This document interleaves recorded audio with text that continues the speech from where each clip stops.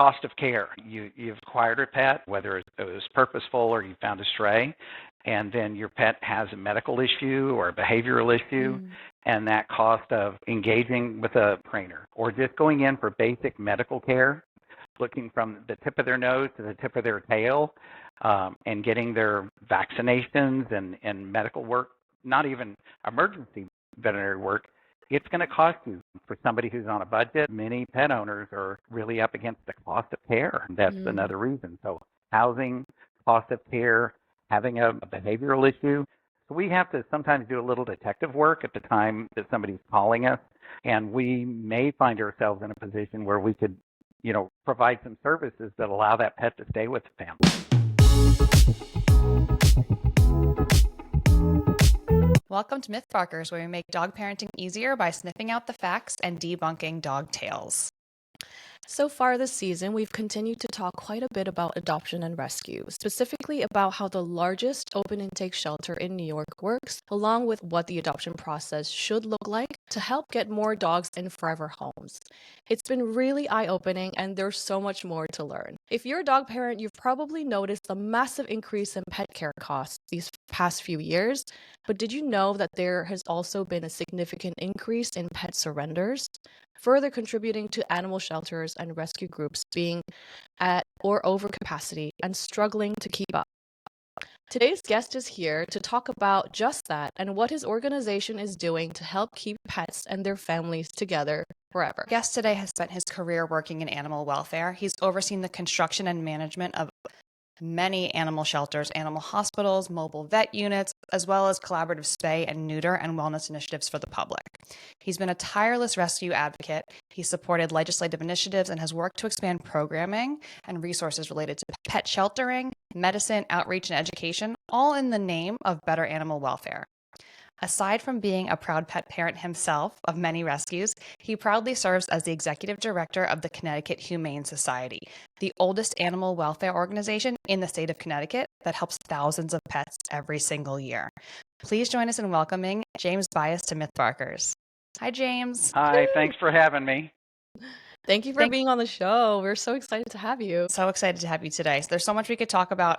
Before we get into specifically the Connecticut Humane Society and what your organization is dedicated to, you've spent your career working in animal welfare all across the country. What is the state of animal welfare right now? Well, I will tell you, we've seen an evolution in elevating the well-being of companion animals across the country. From when I started in the late 70s, when animal shelters were kind of a function of a community that most people didn't understand. Rescue organizations were just a select few, and the internet didn't exist. And now we fast forward, 4+ decades, and we find ourselves not at a crossroads, but we find ourselves at a point where we've gone from huge numbers of animals and going through the sheltering systems and rescuing systems to now it's not numbers, it's names. When organizations used to talk about their programmatic work, they talk numbers, they talk statistics. Now we're able to tell stories. We're able to talk about, Sparky and Juju and all the other little critters that come through our organization's shelters and, in some instances, non-sheltered groups that are using foster homes. And I will say that there's so many different components that are hitting pet owners. The people that are trying to do the best thing for their pets. Acquisition of pets used to be a retail-oriented component where you were looking to buy from a breeder that perfect dog that came with papers. Cats were usually acquired at the front of a grocery store in a cardboard box.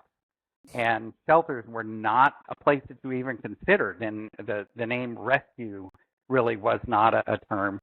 We now find that the number one point of acquisition for acquiring a new dog or a cat, it's thought out. People are, preparing themselves and, in fact, almost using it as a badge of honor. I have a rescue animal as opposed to a dog or a cat. And what that's brought about, though, is a society that says we're not comfortable with seeing animals being euthanized because there's just sheer numbers coming in. And so the well-being of animals has escalated to a point where the sheltering systems are overwhelmed.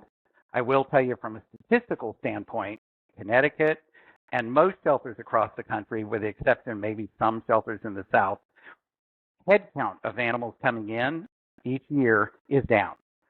What's happening, though, is decisions to make an end-of-life decision are being delayed because they're able to address a behavioral issue or a medical issue, or they're utilizing foster homes in a bigger way. And so the openings at shelters are full of animals that 5 years ago, 6 years ago, were not thought of as, let's just hang on to them.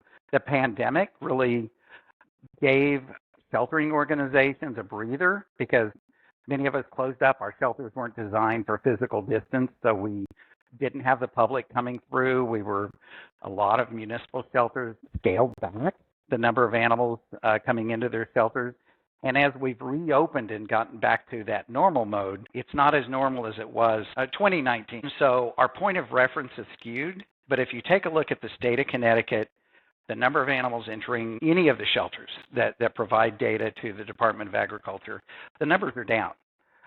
But that's not to discount the fact that the shelters are full because they are doing everything they can to make a difference. And that's why the rally cry for your people listening to this right now is be part of the solution, adopt, and more than ever before. And then recognize that you're probably going to get a less than perfect dog or cat. They may have a medical issue or a behavioral issue that needs to be carried on. It's so interesting. And we're big advocates here. We're constantly preaching, foster, volunteer, do something to help, because working in the shelter system and in the rescue organization, we know there's a lot of help that's needed.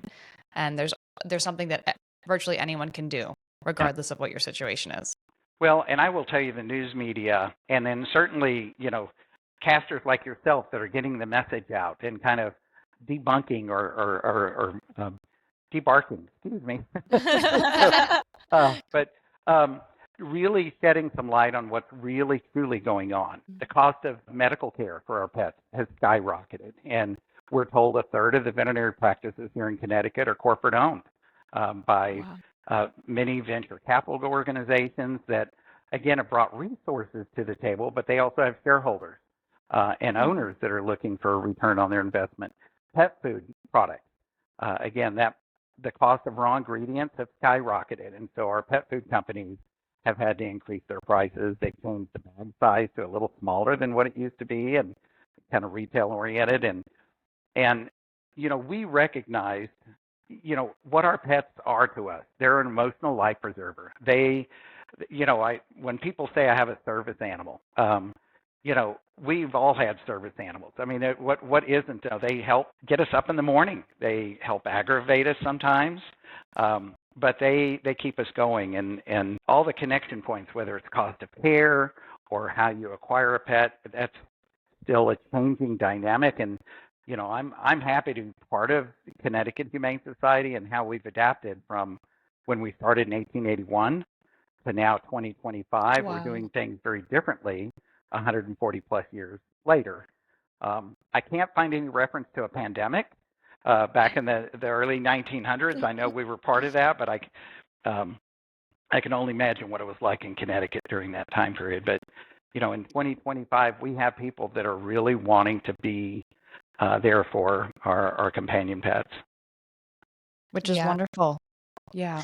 It seems like just the general idea of how we treat pets has changed from I own a pet to it's a part of our family. This pet is like one of us. And accordingly, the amount of money that we spend on them, of course, becomes different. Like the environment, the care that we give them becomes different. Over the last several years, it seems like there's been a significant increase in animal surrenders. We learned from the New York ACC that housing insecurity is one of the biggest reasons for pet surrender in New York. What would you say are some of the most common reasons people choose to surrender their pets in Connecticut? I'd have to agree with you. I mean, landlords are certainly not wanting to destroy their property. And so when you find, many of our communities where we have tenants that have pets, some of them might be a service pet of some type. Again, I think they're all service animals. But when you have a landlord that is weighing the ins and outs of allowing a tenant in with a pet that might destroy, or in some instances they have a pet security deposit that's out of reach for many tenants. But we do find that people are having to surrender pets because they get caught. They try to slip an animal in, or they've rescued their umpteenth number of pets and they've quietly brought them in and eventually exceeded the number they were allowed to bring in. And good for the pets that we have all these kind-hearted people out there. I think that we're going to start seeing more and more requirements to be open to bringing pets into rental properties, but I think it is going to be a battle of trying to figure out who's going to be covering the cost should a tenant's pet destroy their property. Beyond housing considerations, what are the other main reasons that people are choosing to or considering surrendering their pet? Cost of care. You've acquired a pet, or whether it was purposeful or you found a stray, and then your pet has a medical issue or a behavioral issue, and that cost of engaging with a dog trainer or just going in for basic medical care, looking from the tip of their nose to the tip of their tail, and getting their vaccinations and medical work, not even emergency veterinary work, it's going to cost you $500-$600, somewhere in that range. For somebody who's on a budget, they're having to take a look at some of the feed stores that have mobile vaccination clinics, and we do see those around here, but many pet owners are really up against the cost of care. That's another reason. So housing, cost of care, having a behavioral issue. In the case of cats, it's usually a litter box avoidance where they're not using the litter pan. In the case of dogs, it can range anywhere from, misplaced aggression, or there's been a change in the family and now somebody's allergic, or, there isn't just one big thing that's coming up. When we do hear things that pop up, like when foreclosures were a big deal, then we suddenly saw people using foreclosures as the excuse for surrender, and it was easy to digest in their mind, their heart, or for us to accept. So we have to sometimes do a little detective work at the time that somebody's calling us and saying, so what's really going on? And we may find ourselves in a position where we could, provide some services that allow that pet to stay with the family. So, what do you think? You just talked about how there are so many different reasons for pet surrenders, and there are some resources based on which state you're in. What do you think is the best way to help families keep their pets if cost is an issue? Well, don't wait for an emergency to happen, which is usually what we tend to wait until the last minute. But if you're contemplating a change, you might be a reduction in hours at work, or it might be the loss of a family member's income. Start taking a look now. Connecticut Humane Society is no different from most nonprofit organizations. We can't be everything to everybody, and so our resources are limited. Some of the non-sheltered organizations and rescue groups, particularly the breed-specific rescue groups, they might be able to jump in and help. We have a program called crisis fostering, and that's become a situation where if somebody is in transition, let's say there's a battering that's going on with a family member, but they don't want to leave an abusive situation because they have a pet, and the battered person's shelter isn't able to take pets. We're starting to see some accept pets too. So we really try to get into what's really going on, and then make sure that you're addressing this not at the moment of crisis. It seems like it happens all, on a Friday at 5 p.m. And then everybody's looking for services, and good luck finding that. And then you have a traumatic weekend that you're going to have to go through until the beginning of the next week. I love that you said that too, because people do wait. I've seen it a lot with dog behaviors in my experience in rescue. There's little things. I think if people knew how to recognize the little things and maybe to get ahead of those behavioral problems, if a dog is struggling with reactivity, they're struggling with strangers in their apartment building or different things, seeking out help sooner than later and knowing where to go versus waiting until there's, God forbid, a bite or an issue that then they're required to, surrender the dog. I think there's a lot that we want to help shed light on to help people know where to go and how to find those resources, because they are out there, but they're not always the most easy to find. And I think the everyday pet parent might not know. So it's part of the fuel for us that we want to help be part of the solution. It would be nice if we had a pet 911 number that we could call, and you That's a know, great idea. I know, and then the next phrase that you're going to get is "hold, please," because half of our households across this country have a dog or a cat or both in their home, and it's likely that you're going to come up with something that's going to happen, whether it's a foreign body obstruction where the pet has ingested something, and get into an emergency clinic and what that's going to cost, or all the way to the other side where somebody who is prepared, they have their pet health insurance in place. They've kind of analyzed, even before acquiring a pet, what is the best pet for their family. And so you have the full spectrum of somebody who has planned out in advance, all the way to somebody who's just shooting from the hip, and they've acquired a pet, and suddenly they're in an emergency. And that's unfortunately sometimes human nature. And then we not only have pets, we have kids that are kind of connected to families that are up against that same struggle. The difference is here in Connecticut, we have Medicaid, or interestingly enough, called Husky, that kids are going to be covered under probably a Medicaid type program or medical care. We don't have that really anywhere in the country, where we can take our pet in, have them treated, and then now address how we're going to pay for it. I think federally there's some attempts to maybe, if you have a health savings account, right now you can only use it on people, but there are discussions on the federal level to allow a certain dollar amount of your HSA account to go toward medical care. That would be a really, really big difference, and it would really help pet families out. Yeah. Wow. These are really great ideas. The hotline for pets and covering pets as a part of the health insurance dependents. I love this. So I hope many of our listeners don't even have to experience this, but just in case they do or know someone who does, what is the process like for someone who is considering surrendering their pet?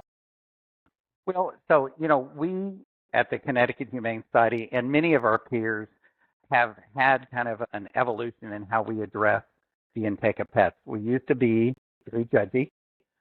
There are still groups that are very, have a strong judgment about when somebody's surrendering a pet. It is a lifelong commitment. But unless we've had an opportunity to be in that person's shoes, it's difficult to say. And then for the well-being of that animal, that may not be the best home for them. So as they go through it, we hope that people are open when they reach out to us or a sheltered or non-sheltered group. They might be able to be given some resources that allow them to keep their pet. If they do find themselves to where they're up against a condition where they have to surrender their pet, also recognize it doesn't happen always immediately. To avoid being in a scenario that I've seen for decades during my time period, where intake on demand quite often resulted in animals having to be euthanized, because tomorrow is another intake on demand. Now we're seeing more and more managed intake. And, some of the research is showing that speed bump of having to wait a day or two sometimes causes the family to reboot and be able to keep their pet. Very expensive shoes that were chewed up in a moment of frustration and passion, the pet is surrendered, and then they have a change of mind. They go back to the shelter and find out the pet's no longer there. So sometimes these speed bumps are good. It does create a scenario sometimes if a dog, for example, is very aggressive and family members are fearful, but they have to keep that pet in their home. It might mean a dangerous bite happening. And so, we have to kind of manage that balance. It's so interesting. And part of what we like to do is, talk about debunking myths and the misperceptions that are out there. And I think before we started this process, before I got into rescue, I would be one of the people who would judge it's wrong to surrender your pet, blanket statement. And now realizing there are so many considerations and so many factors, and maybe the placement wasn't right to begin with. And by surrendering your animal, you're doing the best thing that's possible for them. I think every case is probably individual, and I love that there are now resources like the Connecticut Humane Society out there who have a formal process, who are helping guide people through that so that they don't feel like they're in this alone and just result to tying up and abandoning their pet because they don't know what else to do. Yeah. That would be the worst case scenario. Yeah, some of the Mm-hmm. policies we put in place, as a nonprofit organization, be careful what you measure. So, for example, for the longest time, we measured intake and outcomes. That was a measurement. We also looked at returns. If an animal was adopted and it was returned, it was viewed for a long time that that's bad. And so as a result, we created kind of a stigma. If an organization had a high return rate, they must be doing adoptions in a very poor way. Well, more and more of the animals that we take in, and many of the shelters are taking in now, because of the internet, we can reach the masses without a shelter. Many of the animals we take in have medical issues or behavioral issues. That means the universe of adopters have to be willing to take something that's kind of broken. And Mm. and we recognize that not everybody is a candidate to take broken forever sometimes, or broken and fixed. And so if they have to return an animal, we again had to do a heart change and assessment. If an animal is returned, if we do it the right way, we're going to do it for the animal's best interest, but also Mm. we're going to learn some things about that pet that will help us with the next match. And if at the time of Mm.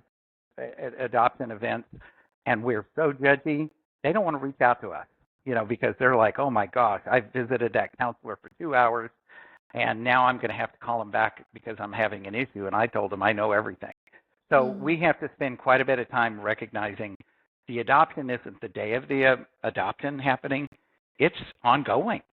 Our relationship with that family that's acquired a pet, that's just the beginning, and we hope that they come back to us, and hopefully we get to keep them in their home. But if they have to return it, we're not going to do it in a judgy way. So let's shift to talk about specifically the Connecticut Humane Society, because it's been an exciting few months with the opening of the Pet Resource Center in Wilton. Can you share a little bit about the Together Forever campaign and what this new facility is? And Well, so most people recognize the shelter down the road, whether it's a shelter or the SPCA or Humane Society, that they will look at them as that's the go-to place to adopt. That's where you surrender and adopt.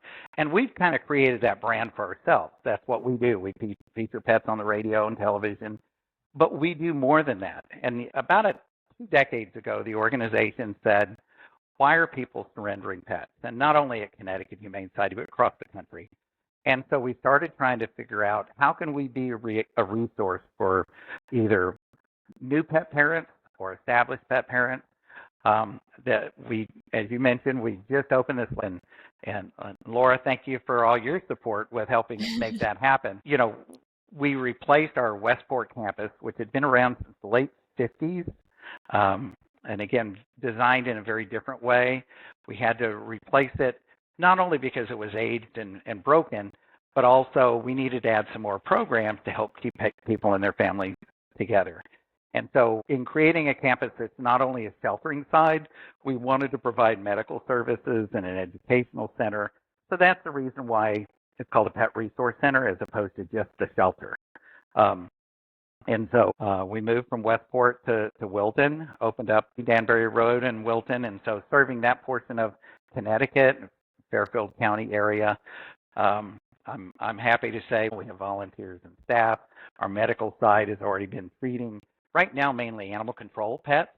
So we partner with many of the animal control agencies. We've got 169 towns and cities in Connecticut. Many of those, when it comes to animal control, their budget is almost zero for what can happen for the care of animals. So our Fox Memorial Clinic in Newington, in Hartford County, and now our Wilton Pet Resource Center clinic is going to be able to help those animal control agencies get their animals treated while they have them. wow. So we learned that the new campus includes a dedicated Get Acquainted meeting room. How do these spaces change the adoption experience compared to a traditional shelter layout? Well, it doesn't take but just a few days for a dog to suddenly feel like that kennel is their backyard and they're going to protect it. And they're usually a little smaller. So we do have some rooms that just picture a very large office. And we can bring the dog or cat in. We can allow the family unit to come in and spend some time, get to know the dog or the cat. If it's a dog, they can bring the other dog from home and do a meet and greet, Oh, because not wow. only do the two-legged family members have a say-so, quite often that four-legged member has a say-so as well. And then we do have some outdoor yard areas where we could allow the two dogs to interact and get to know each other and see if it's going to be a good match. It is, as you can imagine, our pet resource center is full of animal smells. So there's a lot of heightened anxiety that goes on, not only with the pets under our roof, but sometimes these ones that are coming in for a meet and greet. There's a lot of smells going Absolutely. on for them. Yeah, and I've gotten to go, and I can't tell you how thoughtful the facility is. Everything from the design, the flow, everything from when you walk in to when you walk out, when animals are brought in or out, volunteer stuff, everything is so thoughtful. It's so organized. It Mm. I really feel like it's the future. It's like the best in class example. I'm hoping that this is a new model that other people will see and be inspired to follow suit, because I think it's different than anything else we have by us. Yeah. I mean, it's so wonderful to have a realistic case study of how, you can create a space and design it in a way where the humans and the animals that are there can interact harmoniously and really, really reduce the amount of stress involved. Because, say if I'm bringing my dog to meet a shelter dog and there's all these sounds, scents, and barking, it's a high stress situation. And even if they typically would get along, they might not get along in this interaction just because there's so much stimulus, so much heightened emotion. So that the fact that there has been care and thought into planning the space to make this smooth is just such an improvement. And we read the article and it looks fantastic, and loved how there was even thoughtful placement of the different pets so that they're not stressed out, they're not in the same space. Yeah, there were a few pet features in kind of building new, because quite often some of the shelters I've been involved with over the years, we were adapting an existing facility, but most animal shelter housing facilities are dog focused. They take up most of the real estate in the state of Connecticut. Most of our ordinances for animal control are dog focused, and that had to do with public safety. You have very few cats chasing kids off their bikes, right? So Mm. most of the safety laws were geared around dogs, and so cats usually get the back of the house or a very small corner, and then add to it rabbits, guinea pigs, mice, which we're seeing more and more of those enter our shelters. They usually got put in the quiet room with the cats. And guess what cats are to these little creatures? They're predators. And so, so we were able to kind of design, but even as was mentioned, taking a look at the people that are coming in, because we have this medical component for open to the public as well as taking care of our shelter animals. One of our exam rooms has its own door for a family to come in if they have a dog or a cat with a contagious disease. They don't have to go Oh, through the main wow. lobby. So one of those exam rooms has its own door. End of life decisions. When is it time to have your pet humanely put to sleep? So what that same exam room can be used so that a family has a pet that's suffering and cannot be turned around and needs to go through that process. They don't have to go through the main lobby. They're not having to come in Mm. through a back door. They have their own entrance into one of the exam rooms, and our medical team can interact with the family. They can say their goodbyes and not, again, go through the additional stress of not only losing their pet, but being maybe judged by somebody in the lobby, or Yeah. again, very very tough time. So this campus allowed us to have that area for that, and even the intake area has its own doorway too. So if we have a aggressive dog, they're not going to have to interact with other dogs that might be in the lobby as well. So our team did a fantastic job in taking a look and really say we've got the function. We want to make sure the poop goes down the drain, right? But we want the form to be, positive for the pets and the people that we interact with. Yeah, it sounds like it's highly dignified space for everyone involved, which is such a beautiful consideration, especially for the end of life, the very, very sensitive, difficult moments. I can really, truly appreciate the effort put in there because it can be a very traumatic time for so many people. Yeah. And it's so beautiful, and it's on a very main busy road, and I can't tell you how quiet and peaceful it is. And it's on a piece of property that then outside there's trails, walking trails for the dogs to go on and yards for them to play on. And you would never know that you were right on a major road that is a highly populated space, so that a lot of people in Fairfield County and the area will be able to use. And I do want to highlight what James said too. The vet clinic is not just for the sheltered animals, it's open to the public. So again, a big piece of not just pushing Wow. adoption and facilitating adoptions, but then the second piece of keeping pets in their homes. And so Mm, serving not just Connecticut Humane Society adopted animals, but pets in general. that's really fantastic. Wow. So that's part of that evolution is, why are people surrendering pets? And we don't, we don't want to replace a family's current veterinarian. That's a very important relationship. But when it gets to somebody who has a pet that is in crisis, they don't have a veterinarian they can work with. And then many of our medical services for our clients that we serve, we can't perform under our roof, but we have partnerships with veterinary clinics across the state that we can then refer a client to, and then we can try to utilize one of our special assistance funds so that we can offset some of the cost for them to go in and seek specialty care. Because again, that's just like with human medicine, the old days of going to one doctor and them doing it all. The same is happening in veterinary medicine, where specialty medicine, which is a good thing, but it comes at an expense. And so all the pharmaceuticals, and again, the prescription diets, those all come at an expense. And so we do have a pet food pantry that's available for families that, again, are sometimes it's somebody on a fixed income. Other times it might be a family in crisis, or somebody's lost their job or reduced hours. So we have donated food that we're able to pass on. Some instances it might be a prescription diet. And so our intake area and our clinic is actually in the same lobby area. So we might be able to transition a surrender into a visit with a veterinarian, sending them home with medicine or a prescription diet, and we might be able to circumvent a shelter surrender at that time. So that was part of that design process, so we can help people out and their pets. These are really incredible active solutions, and I'm so happy to learn that it's really serving not just the pets that are in the facility, but really the community at large. And James, the last piece, I think the education center, what is it called? I don't want to miss that part So of it. it's our community center, or community room. And so at our old location, we had a little house off of the back of the property. You could maybe fit 5 people in there semi-comfortably.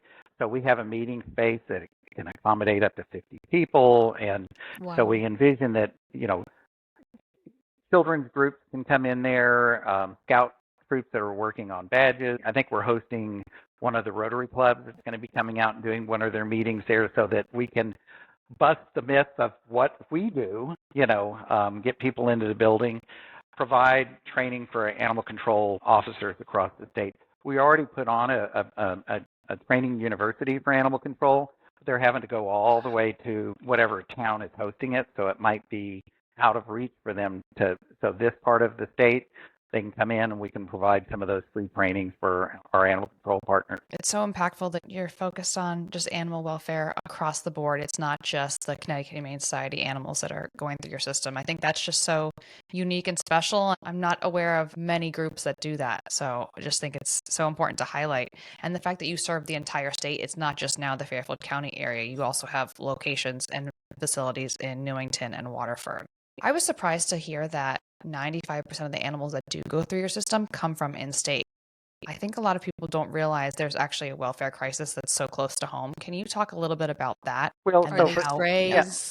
Yeah. so for the longest time, again, our claim to fame was that place to go to adopt. And as we saw in the New England area, a reduction in animals entering shelters, we saw many of the New England shelters helping out our cousins in the South, where their shelters are really overburdened. And so transporting animals 1,800 miles away, 2,000 miles away, some by land, some now are being flown in. And that certainly helps. We had about 12.5 puppies and dogs that came in just this past Saturday from a puppy mill that was closing down in Tennessee. And so they're right now at our Newington facility going through quarantine and medical work. But for a while, almost 40% of the dogs that we had coming in to our shelters came in from out of state. The pandemic hit, so the transporter that was doing that went away. And we also saw really a heightened need here in our own region. And so as things started to progress and become more normal, if you want to call it that, we heard our animal control partners saying, we're full. And so we try to focus on the animals that need medical treatment and behavioral assessment because we have those resources. Most of our animal control partners, it's one or two animal control officers, and they fall under a police department, and their job is tough. They're picking up dogs, they're picking up strays, housing them for so many days, and then they have to try to rehome them. So we step up when we can, and so we've seen a shift in transfers. We still have some come in from out of state, but most of them are coming from surrenders by their owners or animal control agencies. How does the Connecticut Humane Society work to impact local legislation for animal welfare? I'm always interested in this question because I feel like it's such a long-term solution that will also impact animal welfare for the future. It is a long-term, short-term, where we look at just, in a couple of days, I'll be hosting one of our U.S. congressmen who is going to be coming out and visiting our Wilton project. And he's been very supportive. That's Congressman Himes. And, Senator Blumenthal, who's been our U.S. senator, has been very strong supporter of ours. And federal legislation has far-reaching than just the state of Connecticut, but we do have a lobby firm here in Hartford that helps stay on top of legislation that we might be trying to push that helps elevate the well-being of animals and the people connected to them, as well as making sure that bad legislation doesn't pass. There's always attempts to kind of come in and open up the door to something that might not be good. And we do focus on companion animals, so there are other groups that deal with wildlife issues and farm animals, but we tend to look at companion animals. And that's not to say you can't have a pet cow, or I have chickens at my house. But Oh, wow. but I will say legislatively, and then we were created by the legislature in 1881. Back then, you could incorporate, like most nonprofits.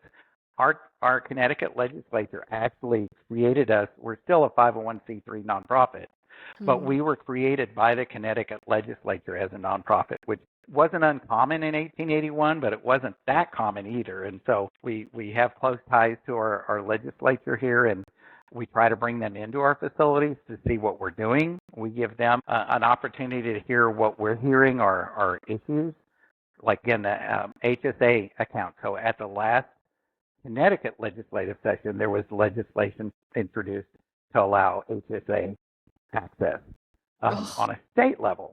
And so it didn't pass, but we continue to work at most recently elevating the standards of care for animals that are in shelters. Some of the quarantine laws, we were able to get some bills passed this last session to help, but it is tough because there are so many bills that are introduced and so few that make it out. And so we do host a puppy day at the state capitol. We'll bring animals from the shelter, and it's amazing how many elected officials will show up, come in, bipartisan. They're holding dogs at the shelter, and we have an opportunity to kind of tell them what is on our agenda. And so I love this strategy. Warm them up with puppies. It is. I will tell you that this last session, there were some really heated bills going on, and I think many of our elected officials were kind of not in hiding, but they weren't as visible. But the puppies brought them out. So, yeah. Who can turn down a cute, cuddly puppy? Exactly. It seems like you work closely to try to impact legislation, but Connecticut Humane Society, is that funded by the state? Is that funded by the government? Or how does that work? So while we were initially created, there's never been funding, and we don't seek state funding or federal funding. So our funding is all through private individuals. And some people will see those infomercials where you'll see a national sounding group with the Humane Society name. That's not us. In fact, I think we were probably 70 years old as an organization when they were formed. But each SPCA, each Humane Society across our country is a standalone nonprofit. The ASPCA in New York operates one shelter. It's in Manhattan. The Humane Society of the United States has now recently changed their name to Humane Global. They don't operate a shelter anywhere. But for many, many years, people would see those infomercials with the name Humane Society and assumed it was us or would somehow make it to us. But no, and so all of our funding is through contributions from individuals. I think that's definitely a myth that's still around. People think that the Humane Societies all work together. Well, and we do work together. And in fact, during Katrina, organizations from across the country came together to help with the floods down in New Orleans. But none of us were part of any network strategy. We knew each other, and we were doing it based on relationships. We're now seeing memorandums of understanding. We're seeing organizations that are partnering more. We happen to have 3 locations here in Connecticut because of the geography here, but most humane societies and SPCAs, if they operate a shelter at all, they have one. You know, the MSPCA in Boston, they have multiple locations. And the ASPCA has different programmatic campuses, but only the shelter in Manhattan. You know, Connecticut Humane Society was formed back in 1881, a female high school senior, and she lobbied her father and turned around and went to Boston and said, how did they form? And in 1881, got the state legislature to create the Connecticut Humane Society. For 80 years, he volunteered for the Connecticut Humane Society. So that one individual turned around and made a difference. And then our donors, the dollars come in one individual at a time that help us be able to say yes to the next request that we get asked. I just got chills. That is an incredible story. We're going to be looking more into that. Gertrude O. Lewis, a dynamo. And again, we're talking 140 years ago. Women didn't have the right to vote, but she had her father's ear, and they were a family of prominence. And then just kind of getting into her history and knowing that for almost 80 years she was involved from at that time, making a difference. We've talked a lot about, you know, how the evolution that you've seen in your career for animal welfare over the last several decades. What would you say if there was something that you could change to make the biggest impact moving forward? What do you think that is that needs to change? It would be tough to say one thing. I will say what seems to be a really tough thing for right now is access to care, veterinary care. We have a strong need for veterinarians, and currently the strategy and the number of veterinary campuses that are in the queue to become approved veterinary colleges and universities is so backlogged. And so I think having access to more veterinarians is certainly going to be helpful for practice owners, both private, nonprofit. For us, there's been discussion about mid-level practitioners, much like in human medicine where we have PAs or physician assistants. But getting more and more credentialed veterinarians, technicians, mid-level practitioners out there so that we can meet the needs of our community. Because it doesn't take much but a percentage point or two, which is what we saw during the pandemic, of new pet acquisition to throw everything off when you multiply our human population, pet food, access to care. And, you know, I think we're doing so much to extend the lives of our pets, which is great. We just need the infrastructure to care. And then I think doing what you're doing here, getting the message out so that we can create a call to action for pet owners or people who care for pets and people connected to those to make sure that animals have a seat at the table, so to speak. You know, doing more than just sit, stay. They can actually have a voice, but it's going to require people to be the voice for them. Absolutely. It's just the speed of the pet population increasing and the number of veterinarians that are graduating with their degrees. It just doesn't make sense right now. So if you guys are listening and you're thinking of your next career, it can be in the veterinarian field. Yeah, most definitely. We need you desperately. We need you. Seriously. James, we've learned so much from you. There's so much more we could talk about. We really appreciate your time. For everyone who's listening, where can they learn more about Connecticut Humane Society if they're interested in adopting or volunteering, fostering, or just want to learn more in general? Just go to our website, cthumane.org. We also, you know, are on almost all the digital platforms. Now, I'm not in charge of those because I'd probably say, go to MySpace, you know, and I don't even know, you know. But we're on all the digital platforms. But go to cthumane.org. We need people to be the eyes and ears for animals that are being abused. We need people to consider adopting when they Mm. look to acquire a pet. And then we need people to be proactive in addressing issues that they might be having to keep their pets. Absolutely. James, thank you so much for being here today and speaking about the CT Humane Society. We have learned so much, and it really feels like we have so many points of a case study of things being done right, things doing humans and dogs and other pets justice. And we are so excited to see and learn more. So thank you so much. Yeah, thank you both so much for having me and having the animals. Unfortunately, I don't have a cat here in the office. I had 2 cats here an hour before doing this segment, and they both got adopted. And they were both very misunderstood cats. So instead of being downstairs in the shelter, they were in my office. And there's one that would usually photobomb in the middle of something like this. So so it is kind That's of quiet in the office. amazing. Yeah. So Oh, happy this for is them. so heartwarming. Yes. Yeah. Love a happy tale. Amazing. And thank you to everyone who is tuning in today. Stay tuned for the next episode of MythBarkers.